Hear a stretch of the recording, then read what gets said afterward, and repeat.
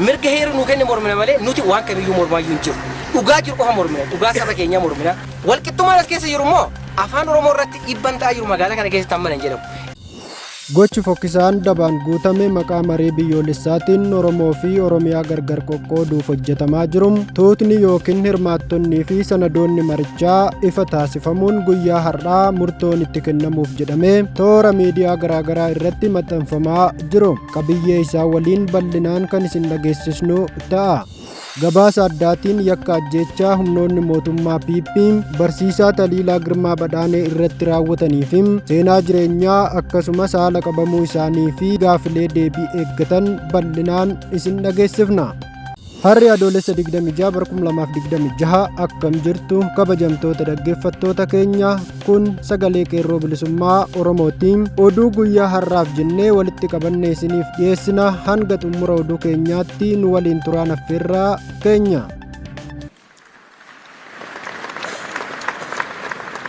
Gochi fokkisaan dabaan guutame maqaa maree biyyoolessaatiin Oromoo fi Oromiyaa gargar qoqqooduuf hojjetamaa jiru. Tuutni yookiin hirmaattonnii fi sanadoonni marichaa ifa taasifamuun guyyaa har'aa murtoon itti kennamuuf jedhamee toora miidiyaa garaagaraa irratti maxxanfamaa jiru.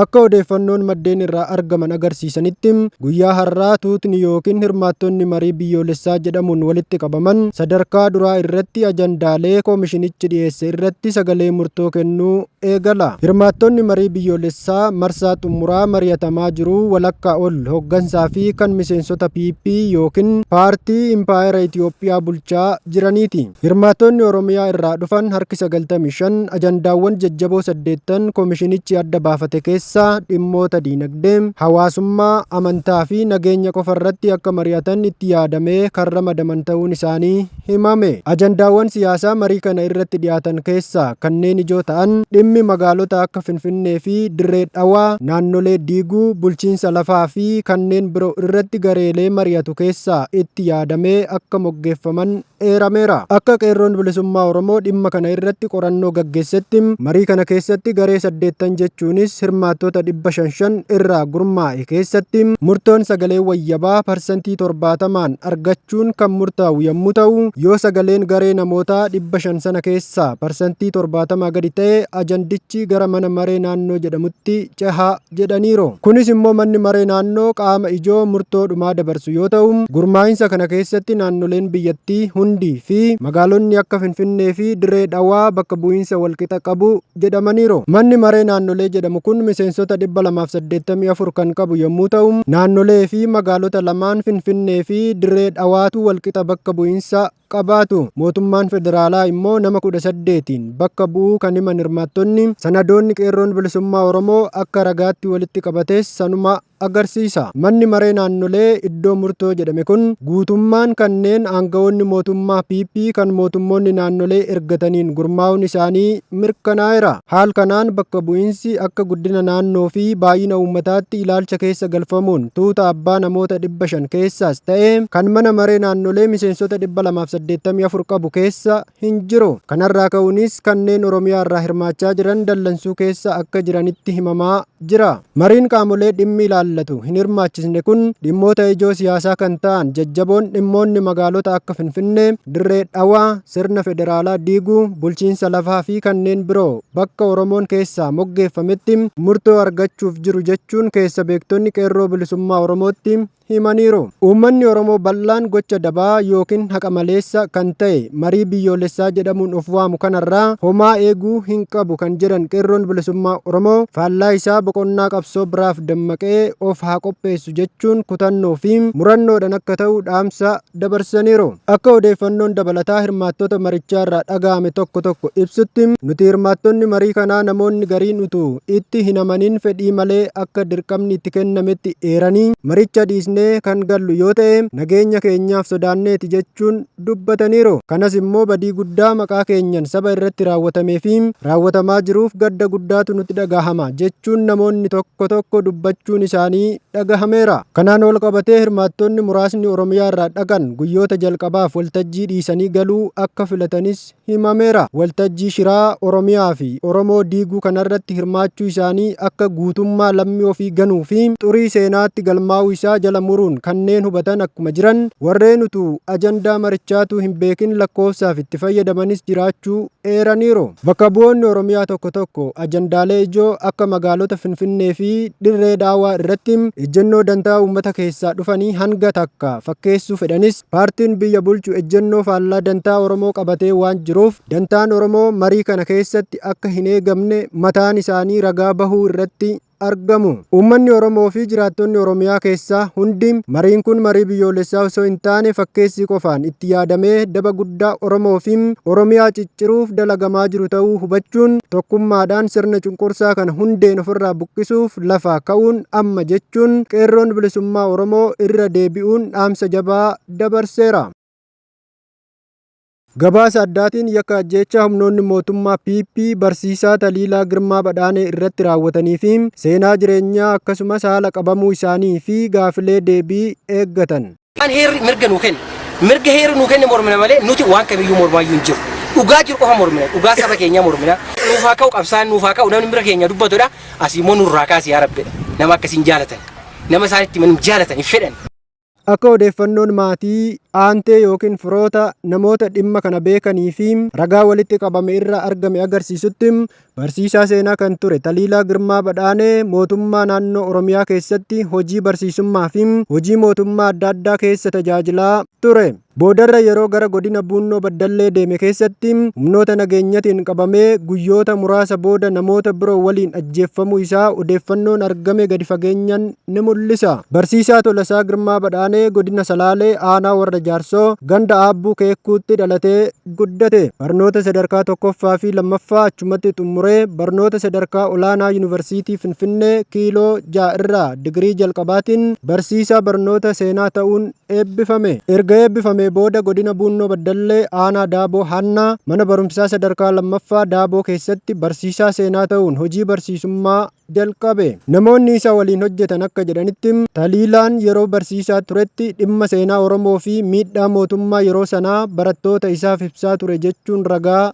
bahu. Dabalataan maddeen odeeffannoo akka addeessanitti yeroo fincila diddaa garbummaa keessatti dargaggootaa fi barattoota waliin qindoominaan socho'uun hirmaannaa olaanaa qabaachaa tureera. Jijjiirama mootummaa bara 2018 booda hojii barsiisummaa dhiisee gara Finfinnee dhufuun hojii mootummaa kan jalqabe yoo ta'u waajjiraalee adda addaa keessattis qacaramuun erga hojjetee booda aanaa Qimbibiit magaalaa Shanootti achi irraa immoo aanaa Kuyyuu magaalaa Garba Gurraachatti hoggansa haaromsaatiin ramadameera. Ragaaleen qeerroo bilisummaa Oromoo qaqqabe akka mul'isutti yeroo hojii hoggansaa kana keessa dargaggoota 5 miseensa seelii waboo jechuun ajjeesuuf mariin taasifame irratti Taliilaan mormii dhiyeessee ture. Maddoonni dhimma kana beekan akka jedhanitti yoo shakkaman gorsanii sirreessuun ni danda'ama malee ajjeesuun sirrii miti jechuun barsiisaa Taliilaan yaada isaa ibseera. Mormiin barsiisaa Taliilaan yeroo sana dhiyeesse irraa ka'uun kaabinoota mootummaa PP aanaa Kuyyuu waliin walitti bu'iinsa cimaa uumaa turuun isaa odeeffannoon ni eerama. Walitti bu'iinsa hojii kanaan booda Taliilaan gara Finfinnee deebi'uun mana barumsaa tokko keessatti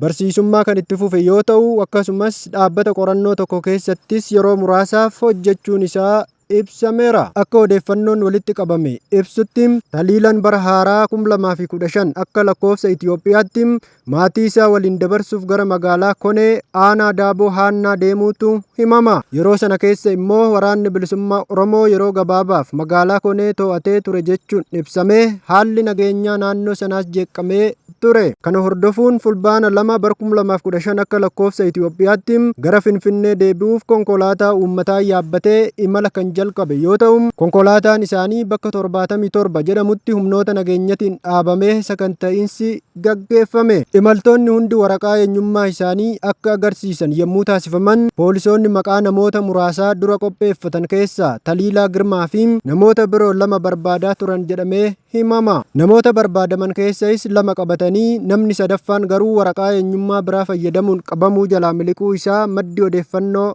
ni ibsa. Barsiisaa Taliilaan gara waajjira poolisii aanaa Gachii geeffamee guyyoota 3 hidhamuun boodarra namoota biroo 10 waliin iddoo Qarkaa jedhamutti rasaasaan ajjeefamuu isaa maddoonni dhimma kana beekan ni dubbatu. Akka maatiin isaa ragaan argatanitti reeffa isaa uffata leezarii gurraacha uffatee tureen adda baafachuu akka danda'anis ibsaniiru. Ajjeechaa barsiisaa Taliilaa fi dargaggoota biroo 10 irratti eenyu akka ajaja kenneef immoo odeeffannoon walitti qabame akka agarsiisutti namoonni hojii nageenya mootummaa PP gaggeessina jedhan keessaa muraasni maqaan isaanii ka'aniiru. Kunis immoo sababa waraanni bilisummaa Oromoo magaalaa Konee seenee tureef yeroo sanatti kaabinoonni magaalaa hundi gara biraatti baqatanii turaniiru. Itti gaafatamaa dhimma nageenyaa aanaa Baaboo Haannaa kan ture obbo Biraanuu Galaanii fi itti gaafatamaa paartii yeroo sanaa kan ta'e amma bulchaa aanichaa kan ta'e Baahiruu Ballaxee waraana qabatanii gara magaalaatti deebi'anii turan. Yeroo barsiisaa Taliilaan imala konkolaataa seenu dhaabbatanii ilaalaa kan turan yommuu ta'u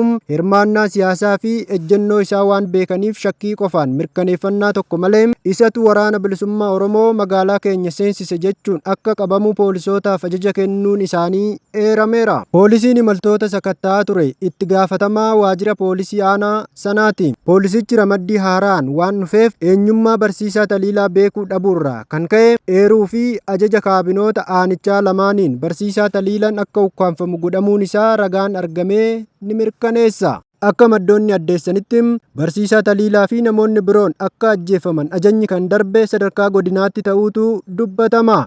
Kunis immoo itti gaafatamaa dhimma nageenyaa godinaa kan ture obbo Kifilee Zawudeetiin ta'uun himameera. Haa ta'u malee qaamolee yakka kana raawwachuun maqaan isaanii himata keessatti kaafamee fi kanneen biroo hanga ammaatti mootummaan PP seeraaf kan dhiyeesse hin qabu. Gaafilee deebii eeggataniin wal qabatee dhimmi ajjeechaa barsiisaa Taliilaa Girmaa hanga ammaatti gaafilee hedduu deebii malee hafe kaasaa jira. Gaafilee kaafaman keessais barsiisaa Taliilaan badiis yoo qabaate seeraan mana murtiitti dhiyaachuu utuu qabu maaliif hidhaa keessaa baafamee ajjeefame? Ajajni qabamuu fi ajjeefamuu isaa eenyu irraa kenname? Namoonni dhimma kana keessatti hirmaatan qorannoo walabaatiin yookiin qaama seeraa hunda hammateen qoratamanii jiru moo hin jiru? Fi maatiin isaanii haqa ajjeechaa kanaaf maaliif ibsa argachuu dadhaban waan jedhuuf gaafatameera. Kabajamtoota dhaggeeffattoota keenya oduun har'aaf qabnu kanumaa waan nu dhaggeeffattaniif guddoo galatoomaa jechaa hanga qophii birootiin walitti deebinutti turtii gaarii qabaadhaa.